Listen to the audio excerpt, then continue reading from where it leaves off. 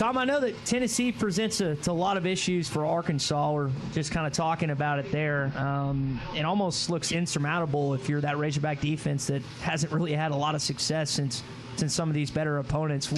If you're Bobby Petrino and the rest of that defensive staff, I know we talked about stance yesterday, but what are you preaching all this week heading into this game come Saturday afternoon in Knoxville?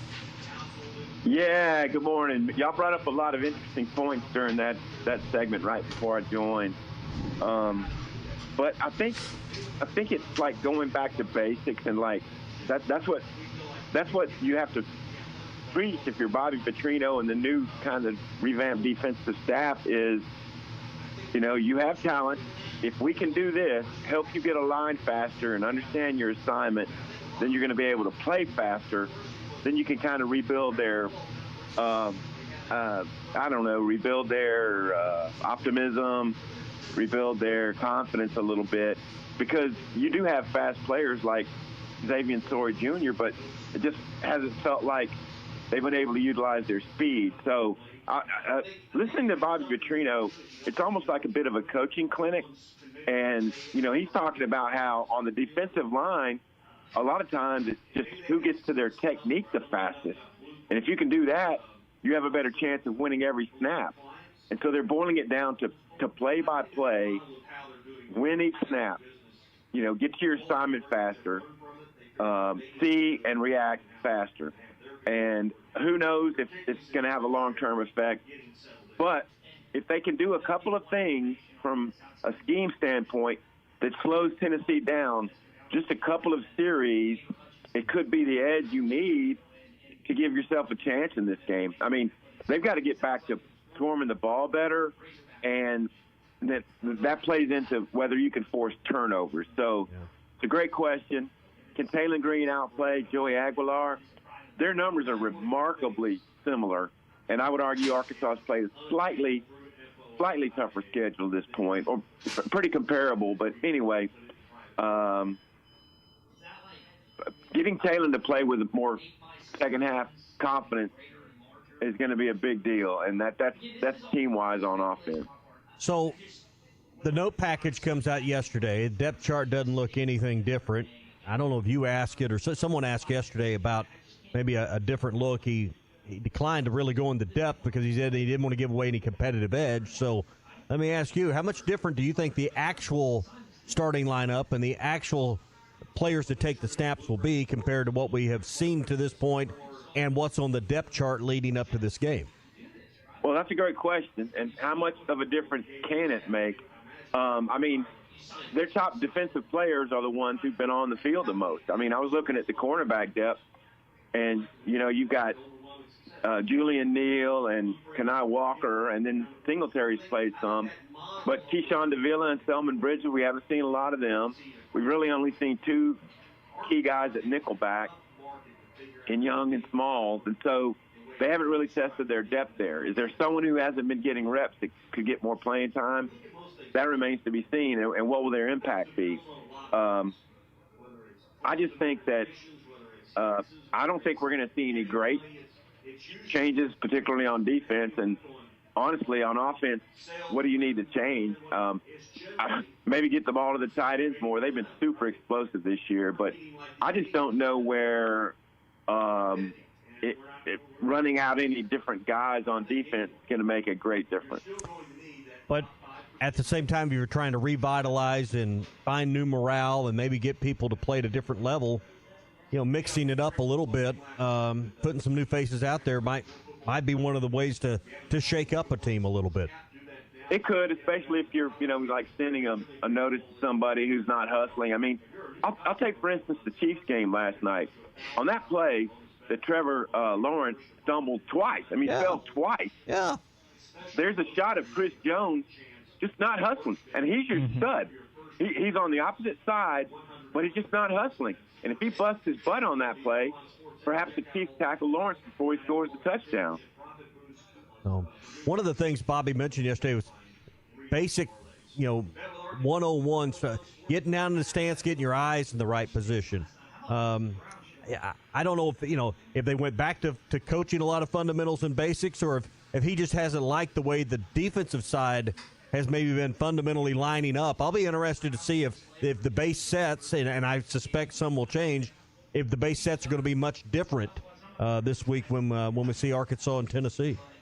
Yeah, that's a great question. Arkansas had so much success. We've heard Josh Heupel talk about it last week on the SEC call, and then yesterday in his Monday presser, that Arkansas had good success slowing them down with using a three-man front and three safeties. It just confused Nico a good bit. And what I recall from that game is there were some third and mediums and third and shorts where Nico's back to pass, and I just felt like he could take off and get first downs running. And I could name probably half a dozen times I thought he should run, and he didn't, and he threw incomplete or he threw short or something like that. And so I think that's going to be more available for Joey Aguilar in this game, and that's probably something that the Tennessee staff has hammered in to him. If you see this look, they're playing drop 8. You might have a chance to run for first downs more often. Yeah, that's my response there. Tom was talking about there's not many changes in the depth chart outside of Crutchfield, who he was kind of joking about yesterday. And I know Jaylen Brown went down. Tom, any thoughts on what his role could not only be in Knoxville but moving forward with the wide receiver group and Andy Jean too? Yeah, because we know Crutchfield has talent. Just applying himself and knowing the playbook has been the deal. And of course, Petrino went into some detail about the adipose, belly flap basically, and getting rid of that has helped him have more stamina. So he and Andy Jean, to me, are the next guys in the receiver rotation that need to step up with the kind of the nucleus of Blake and Sharp and C.J. Brown and Cam Shanks a little bit. Those are the next two guys that I think you're going to see some reps from. And then hopefully Antonio Jordan at some point plays enough to get him in the mix some. He's joking about trimming the fat. I guess U of A kind of did that yesterday with Blueprint Sports. They disbanded from them. And Tom, I know it's hard to get a lot of information, being that I guess it's an arm of the Razorback Foundation or whatever the agreement was. But your thoughts? I mean, we're headed for another collective. It looks like one Arkansas NIL, Arkansas Edge, and now whatever else that they're going to do in house. I mean, how detrimental has this been for the football team the last few years, in your opinion? Well, I think it's played a role in the overall NIL appearance that Arkansas has for sure. I guess things are a bit duplicative now with the revenue sharing, and Arkansas sees that maybe the percentage of the what they were reaping was a little high for the market. And so I've heard various reports that it could have been up to 15% or something like that. So they're hoping to keep that in-house, and in other words, be able to give the athletes more money and not being paying to an outside entity, or at least as high a percentage to an outside entity. But yes, I do believe that they've kind of stabbed around and looking for the right mix, and it hasn't been perfect. But they're selling this as, now with revenue sharing, we do this more in-house.